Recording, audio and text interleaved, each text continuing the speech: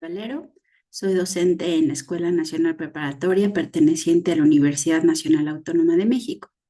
El objetivo de este video es compartir con ustedes el trabajo que presenté para el Congreso Cineco 2025, que lleva como nombre Estrategias para una alfabetización digital, una propuesta formativa para estudiantes de bachillerato. Este trabajo nace a partir de la necesidad que identifiqué que nuestros alumnos de el nivel medio superior, en este caso del bachillerato de la UNAM, no cuentan con las habilidades digitales suficientes para tener un desempeño óptimo y seguro en el mundo digital.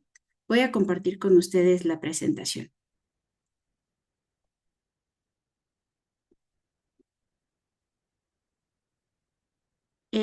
El contexto problemático es que a pesar de que la gran mayoría de nuestros alumnos cuyas edades oscilan entre los 14 y los 18, 19 años, cuentan con un acceso a dispositivos móviles e Internet eh, en gran medida de última generación, pero sigue habiendo una brecha digital formativa en ellos. Esto se obtiene a través de un examen que se les hace al inicio del año escolar que se conoce como el ticómetro.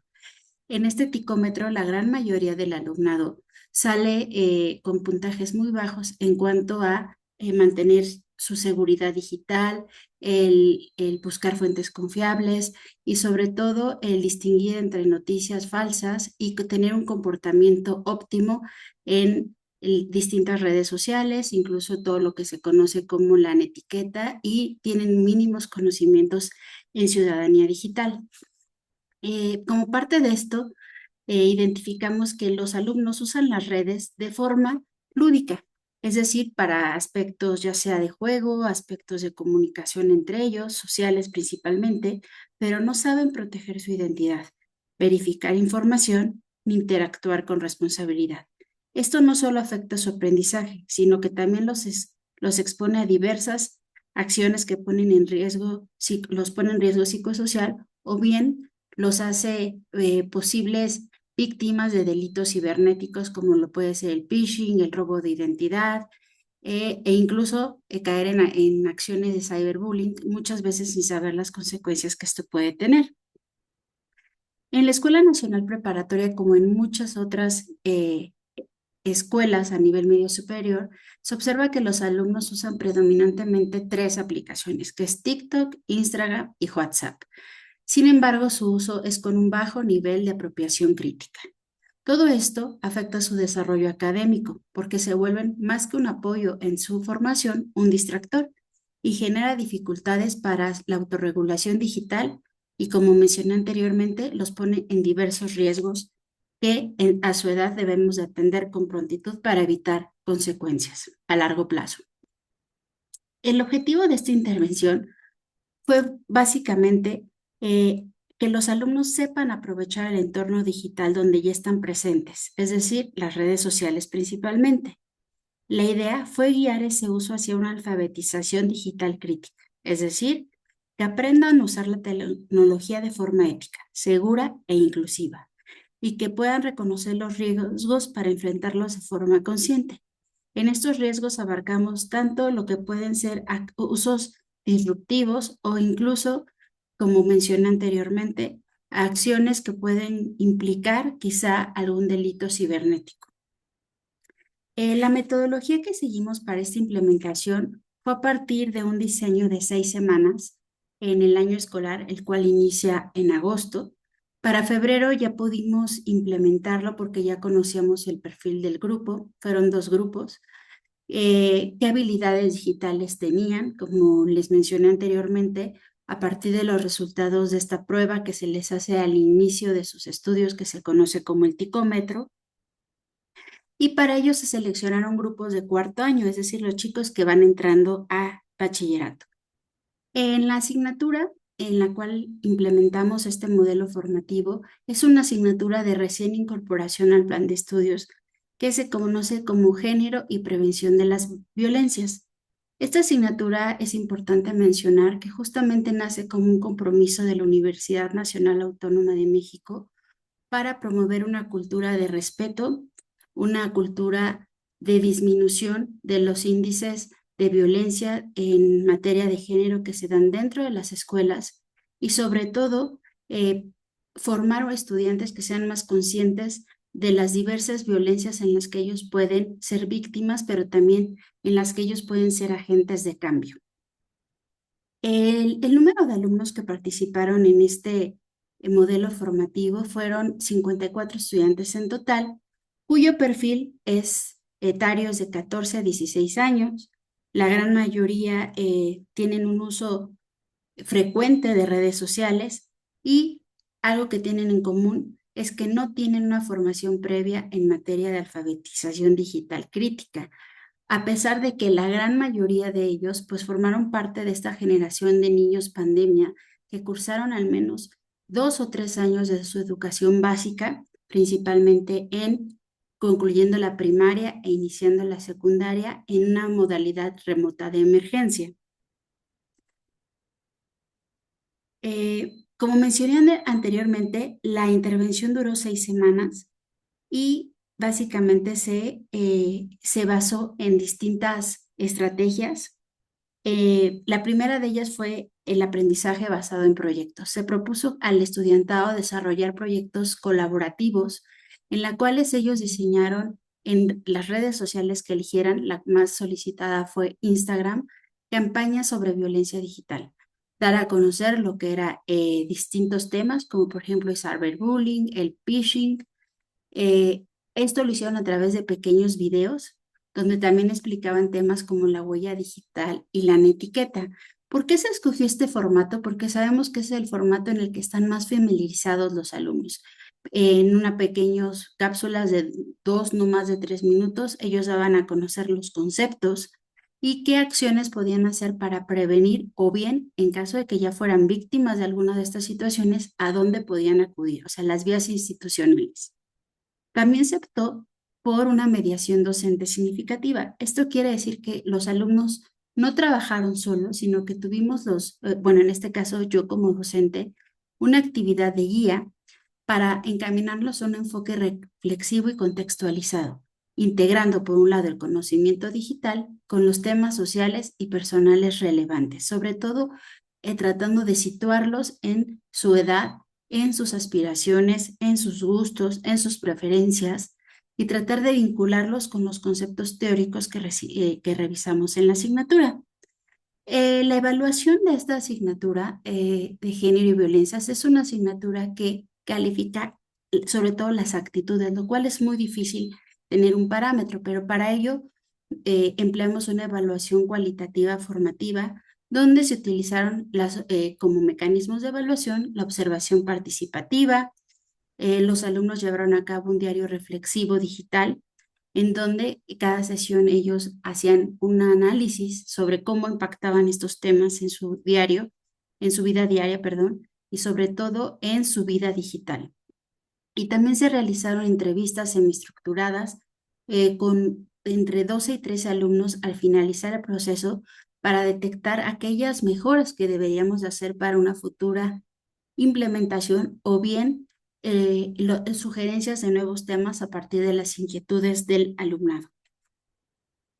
Las semanas como estuvieron distribuidas en relación a los temas. Primero se hizo un diagnóstico y exploración de los usos digitales actuales, donde identificamos con qué herramientas podíamos trabajar de forma más óptima con los chicos y las chicas. Ellos seleccionaron, como mencioné anteriormente, TikTok e Instagram y en menor medida Facebook, porque ellos consideran que Facebook es una red que ya no es tan cercana a ellos, sino que más bien tiene vínculos con su familia, con aquellos que ellos no quieren tener como tan cerca en su vida digital. En la semana 2 hablamos sobre el tema de identidad digital y la reputación en línea, lo importante que es leer y saber las consecuencias que tiene sacar una cuenta en una red social, a quién le estamos dando derechos o qué derechos les estamos cediendo en nuestros dispositivos. Y las fotos, o sea, muchas veces detectamos que ellos suben fotos, localización del lugar donde están, imágenes que incluso pueden poner en riesgo su seguridad. En la semana 3 revisamos el tema de la huella digital y el funcionamiento de los algoritmos. En la semana 4, el concepto de etiqueta y la cultura de respeto. En la semana 5, los riesgos psicosociales, sobre todo tres, que eran ciberacoso, el sexting y la desinformación. Y la semana 6 presentaron proyectos que ellos desarrollaron como campañas de prevención e información y cada uno de los grupos dio una retroalimentación colectiva a sus compañeros.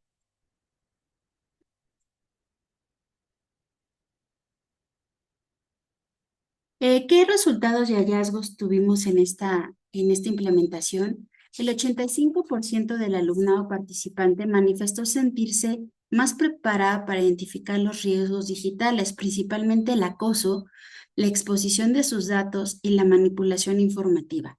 En este caso, cabe recalcar que creamos en ellos esta cultura de leer y saber qué permisos estás dando a las aplicaciones cuando las instalas en un dispositivo. El 70% cambió su forma de interactuar en redes, adoptando mejores prácticas, principalmente en verificar qué fuentes están compartiendo, la configuración de privacidad en sus perfiles. Algunos de ellos ni siquiera se habían percatado que, por ejemplo, en Google ellos iban dejando un rastro de sus ubicaciones, la eliminación de contenido que no sabían que era público.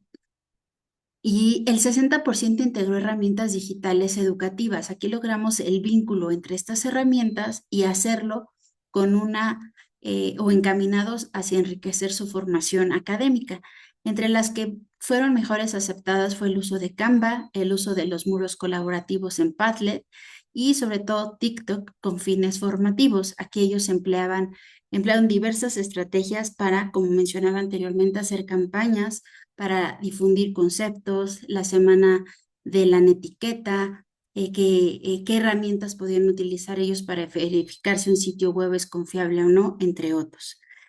Y esto lo utilizaron, como mencioné, para presentar sus tareas o colaborar con sus compañeros. ¿Y qué otros resultados tuvimos desde el punto de vista cualitativo, que fueron en estos diarios reflexivos que ellos manejaron en línea y las entrevistas que se le hicieron a algunos del alumnado? Pues que hubo una mayor conciencia de su presencia digital. Por ejemplo, algo que se encontró en común es que dicen, antes solo subía lo que me gustaba, ahora pienso en cómo esto me representa y cómo esto puede incluso afectar a un tercero. También identificamos una transformación en la forma de relacionarse con los demás en línea, el cuidado del lenguaje, a los efectos que pueden tener los comentarios, no nada más los textuales, sino incluso los emojis, cómo pueden esto afectar o no la forma en que ellos son percibidos y la forma en que ellos se representan en el mundo digital y la huella que van dejando. Y también un tercer punto pues, fue la mediación docente que identificamos que es clave para trasladar el conocimiento a experiencias personales significativas, no únicamente académicas, sino de ellos como ciudadanos digitales. Y desde los resultados en cuanto al impacto académico y psicosocial, se notó una mayor participación y motivación de ellos a participar en proyectos que están vinculados con plataformas que comúnmente utilizan, pero como vimos en un principio, únicamente desde un punto lúdico y social, no como formativos o académicos. También su trabajo colaborativo mejoró en un sentido de comunidad, en un sentido del respeto entre pares, disminuyendo conflictos que a veces en los grupos se dan porque tal o cual persona se comportó de determinada forma en un grupo de WhatsApp, en un foro de discusión, y no sabemos que nuestra vida digital está vinculada con la vida real, con la vida análoga. Hubo situaciones específicas donde los estudiantes identificaron y corrigieron conductas que antes consideraban normales.